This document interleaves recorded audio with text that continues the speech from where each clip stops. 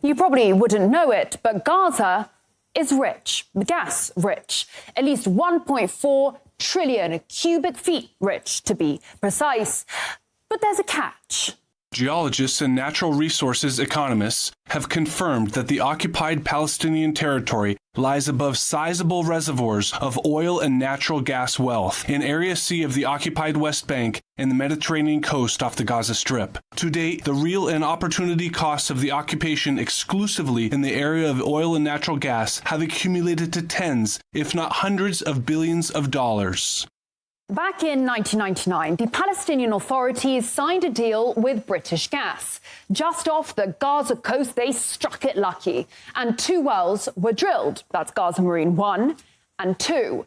It was a multi-billion-dollar gift from God, an economic boon both home and abroad. This is one of the key messages here today. There will be gas available for export. And from my conversations with Palestinian officials, including President Arafat, it is clear that they have no interest in just sitting on a gas surplus. Fast forward to 2007, Hamas comes to power and Israel launches an offensive on the Gaza Strip, leaving behind 1,400 dead Palestinians, but taking with it the gas fields. Now, within the year, Israel announced the discovery of the Leviathan natural gas field, which did include Gaza's riches, all in all valued at $453 billion. Now, since then, Gazans haven't seen a shekel, or to be more accurate, they have been denied around $47 billion in revenue. As for Tel Aviv, well, it's gunning to become a new hub. This is a historical moment in which the small country of Israel becomes a significant player in the global energy market. The Memorandum of Understanding will enable Israel, for the first time, to export Israeli natural gas to Europe. And it is even more impressive looking at the significant set of agreements we signed over the last year, which position Israel and the Israeli energy and water sectors as a key global player.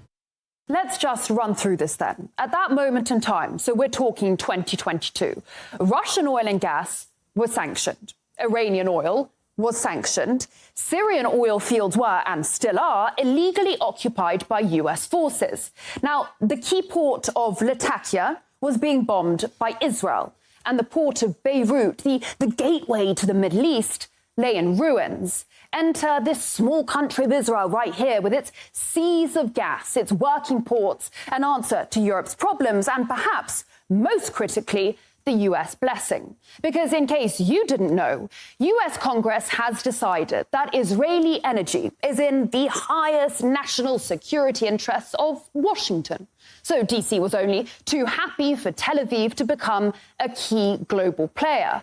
After all, it had itself previously mulled over ways in which to make its 51st state a window onto Europe. Another interesting application of nuclear excavation would be a sea-level canal 160 miles long across Israel, connecting the Mediterranean with the Gulf of Aqaba and thus the Red Sea and the Indian Ocean. Such a canal would be a strategically valuable alternate to the present Suez Canal. The Suez Canal is a gold mine. It connects the Mediterranean Sea to the Indian Ocean via the Red Sea. It is the link between Asia and Europe. Every day, almost 3 million barrels of oil, 8% of global LNG, 50 ships, $9 billion worth of cargo, 12% of global trade all pass along this right here single canal. Remember in 2021 how a container ship ran aground in the Suez? Global trade was brought to its knees. The alternative route via the Cape of Good Hope adds around 9 days and 7,000 kilometers to the journey. There is no replacement for the Suez Canal, except perhaps for the Ben Gurion Canal. Now, what the US had been thinking about back in the 60s was dropping 520 nukes on parts of Israel, all to build a 260-kilometer-long canal that would start at the Red Sea down there in the port city of Eilat, run through the Negev desert, and pour out into the Mediterranean.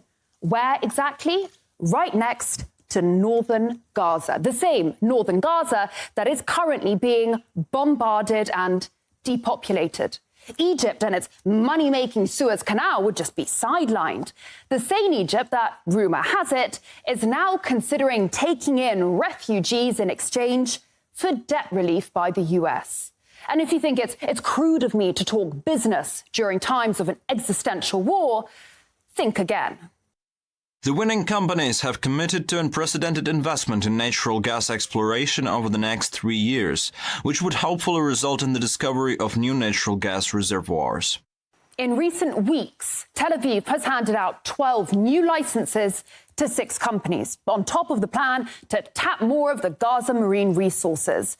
This area is a strategic gold mine. The Israelis have their largest foreign base down the Red Sea, just off Eritrea. And here, a bit further down, Beijing has a naval base in Djibouti, a key piece in its enormous global infrastructure project, the Belt and Road, hated by London, Brussels and Washington alike.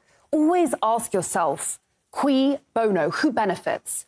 Because war is horror and war is hell. But never forget that war, above all else, is big business.